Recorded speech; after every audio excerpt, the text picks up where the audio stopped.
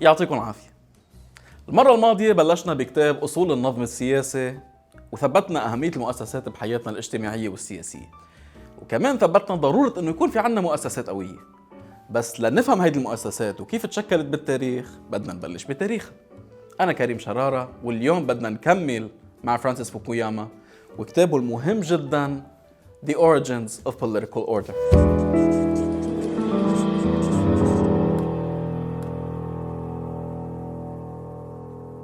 المرة الماضية في شغلة ما قلت لكم إياها، ما أعطيتكم عنوانه الكامل للكتاب.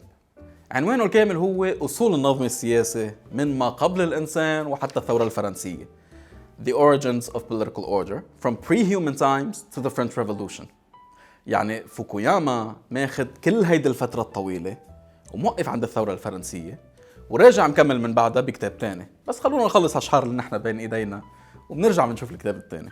المرة الماضية قلنا في 3 أنواع من المؤسسات بده يركز عليها فوكوياما، وهي الدولة وحكم القانون والحكومة القابلة للمحاسبة. فوكوياما بلش السرد الفعلي مع المجتمعات البشرية البدائية، رغم انه بيحكي عن مجتمعات القرود قبل هيك، وبيقول انه البشر من اول ما بلشوا ينظموا حالهم على اساس مجموعات مترابطة، عيال اذا بدكم. بس هيدي المجموعات قد ما كانت مترابطة كانت تعمل كل شيء لتحمي بعضها، وكان كل شيء ضد الغير صار مسموح. فمع تطور المجتمعات وتوسعها صار في حاجة لدولة مصغرة، يعني سلطة سياسية مركزة. هيدي السلطة السياسية كان لها سلبيات وإيجابيات للناس بوقتها. سلبياتها إنه المجموعات اضطرت تعطي سلطتها لقوة تانية أعلى، بس الإيجابية جلت بالأمان ما بين هيدي المجموعات أو العيال المختلفة. طيب هون حلينا مشكلة كتير أساسية وصارت الناس تقدر تعيش بمجتمعات أوسع، بس ضل في عقبة مهمة، وهي إنه الحاكم بيقدر يتصرف كيف ما بده ويعين مين ما بده، وبعدنا واقعين بفخ العشائرية. هون بيقول فوكوياما إنه في كذا طريقة استخدمتها حضارات مختلفة لتطلع من الموضوع، بس الصين بتتميز هون لأنها قدرت من مئات السنين تعبر هيدا الفخ وتعتمد إدارة مبنية على الكفاءة. الصين اضطرت تسلك هيدا الطريق بسبب إمبراطورها الأول اللي وحد الصين وقرر يبعدها عن مسار الإقطاعية وأسس لدولة مركزية قوية. بس حكم القانون واللي هو العنصر الثاني ما تطور بشكل أساسي بالصين. حكم القانون بنشوفه بالمقابل بالهند وبالحضارة الإسلامية وبأوروبا.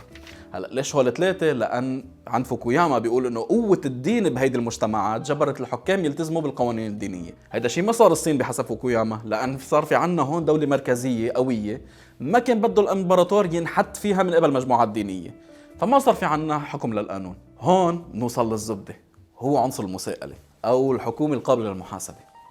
وبيقول فوكوياما انه هيدا العنصر بياخدنا على اوروبا القرون الوسطى او بعدها بشوي على اول الحداثه، وبالذات على بريطانيا والبلاد الاسكندنافيه. بس مثال بريطانيا اوضح. هلا ليش بالذات هول؟ لان بنرجع لخصوصيه كل بلد باوروبا. يعني بيقول فوكوياما مثلا البلاد الاوروبيه بوقتها كانت على 4 اشكال.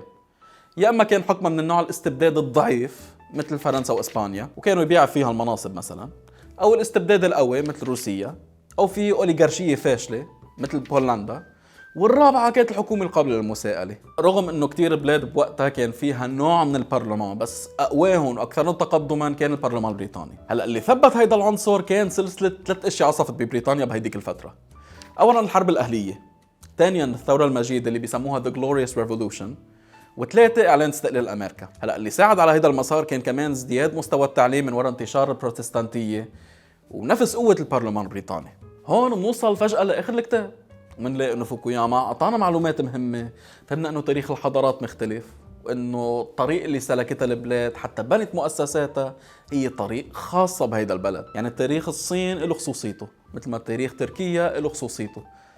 بس المشكله وصلنا لاخر الكتاب وبعده فوكوياما مش مخبرنا كيف بنقدر نبني مؤسسات. بما انه الكتاب هو الجزء الاول من جزئين، تبقى الاجابه للكتاب اللي بعده. بس من الكتاب الاول بيّن انه اللي قدمه فوكوياما هون كان عبارة عن إضاءة على مفاصل تاريخية مهمة صنعت تاريخ الدول والمؤسسات بالعالم.